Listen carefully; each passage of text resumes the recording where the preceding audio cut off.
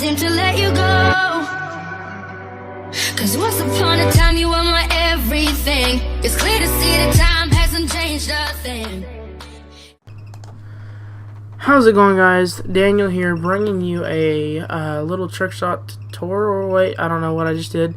A little trick shot, me trick shotting, having some fun, and also a video of a life story of mine and really the background of myself.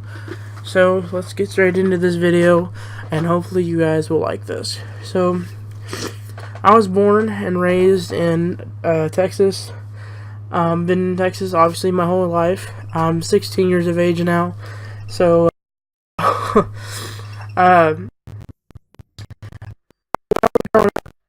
I didn't really know my biological father. My biological father didn't want anything to do with me, which is okay for anyone out there that does not have or know their biological father. You know, if they don't want to be around you, don't let that upset you, because, you know, sometimes it's better to be that way than to, feel not loved, in a sense. Because when you put negativity into your life, actually negative things start happening in your life. And that is where we are going to start in this video now. I grew up around my real father, for the little time that I knew him, hurting my mom, physically and mentally, and it really tore me apart as a young man. Or not as a young man, as a young boy. I don't know why I said that, but I was only about, I'd say 5 the last time I had seen him. So, in around 2003, when my grandmother married my grandfather, a former United States Marine, I was honestly the happiest kid in my life, in my whole lifetime. He always managed to put a smile on my face, even whenever it was the worst day. Whenever, I came home from school from a bad day, he was always there to lighten me up, or, make me feel better, like taking me fishing, or just simply taking me to, the lake to look at the water and just talk to me. He was honestly a truly awesome man, and I really wish today you guys could meet him, and that's further going to be included of why you today. So, as I was growing up, my grandfather was a corrections officer my whole life. He worked for our local county jail. I think he wound up going up to as a corporal. He loved helping people, man, and he loved to preach to some of the inmates and try to save their lives through God. No, I'm not the most godly person in the world. No, I'm not. I'm not perfect, but that's okay to not be perfect. Growing up, I always saw him, going to work with him. I remember the times I used to wake up, and I used to go to sleep real early and wake up at about 5 o'clock in the morning, just to get up at 5 o'clock the next morning to just spend a few hours with him before he went to work. I always loved spending time with him. He was the most amazing person I could hang out with, and he, like I said, he managed to put a smile on my face even whenever I wasn't even feeling good. When I was sick, there was nothing that could, bring a smile to my face more than he could. So let's get straight into more of this video. On July 4th, 2010, my grandfather was ordered by a female sergeant to unlock a gate for an inmate that had just been sentenced to 80 years plus for the molestation of children. I'm assuming that's how they worded it. And whenever my grandfather notified the sergeant, being a corporal, notifying her that he was foaming at the mouth and he was gonna act crazy, she insisted that he did. As soon as my grandfather opened the gate, or the cell, whatever you want to call it, he attacked the female sergeant, causing her to be laid out on the ground, and my grandfather attempting to save her from being deadly beaten or whatnot. Whatever the guy could have done to her, he was trying to save her from that happening. So whenever my grandfather finally got him off of her, he bit my grandfather in the arm. Luckily, my grandfather had a long sleeve shirt, so it really protected him, considering the fact that he was foaming at the mouth. And really, my grandfather just deals with people like that every day. So as my grandfather was attempting to get him off, the guy was just keeping clenched down with his teeth, and my grandfather just decided to start trying to rip his mouth, or his shirt, from his mouth, which would further damage my grandfather. In the process of him doing this, my grandfather tore his aorta valve, leaving doctors unknowingly knowing that he had done this, thinking and making them believe that he had simply a heart attack.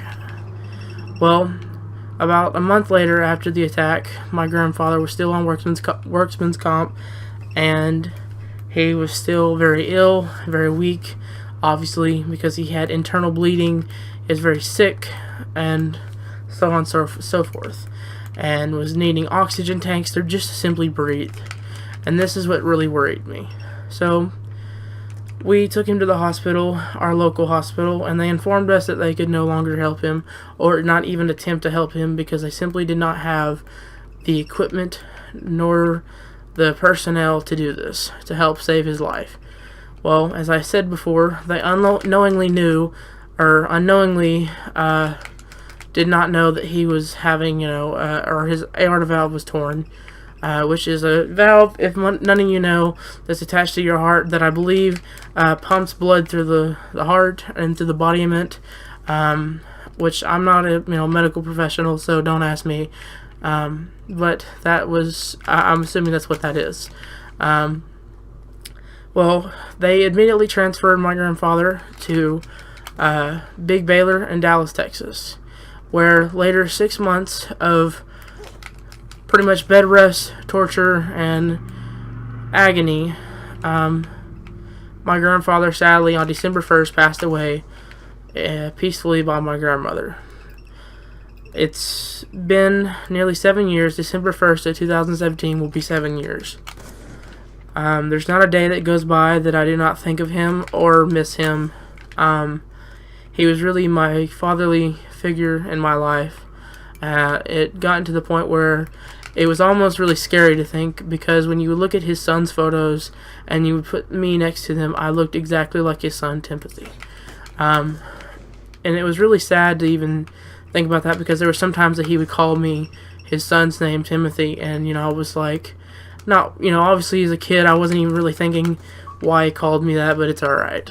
And here I am, 16 years old now, and the way my mother told me when I was 10 years old how my grandfather had just passed away, which was really weird to me, and at the time I didn't really think of it because I was only 8, 9, 10. I was 10.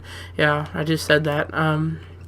She had picked me up from school that day. I believe I was in I think 4th grade or something like that at the time when it happened, and I think on that day, yeah, I do remember on this day, it's just like yesterday, I was just reviewing over to my head, and it was just kind of left me in a pause. Sorry about that. My grandfather, whenever he passed away, my mom came and picked me up from school, and what was so weird to me is my mom was wearing sunglasses on a sunny day, or on a rainy day, which I was like, is maybe my mom did something to her eye, I wasn't really thinking much about it. I was just ready to go to the hospital and see him. Well, whenever I got into the truck, it was really weird to me, considering the fact that my sister was in there, and my sister lived in Austin, she lived in Grand Prairie, and we lived in about a 45-minute drive from her, so it was kind of weird to see her, I was like, maybe he's just gotten out of the hospital and everyone's here, but unfortunately that was not the case. My mother told me that he had died, and I immediately became so angered, I didn't know what to do. I didn't even know how to feel. I had no feeling, I had no pain, I had no emotions in my body, because I was still trying to process the fact that someone that I love so dearly was gone. and it really tore me apart still growing up, not being able to come in the front door and see him, saying hey. One of the things he used to call me was Gerber Bird, and it really sucks, not hearing that from him anymore. I do truly miss my grandfather, and I would trade anything in the world just to see him one last time, or forever. And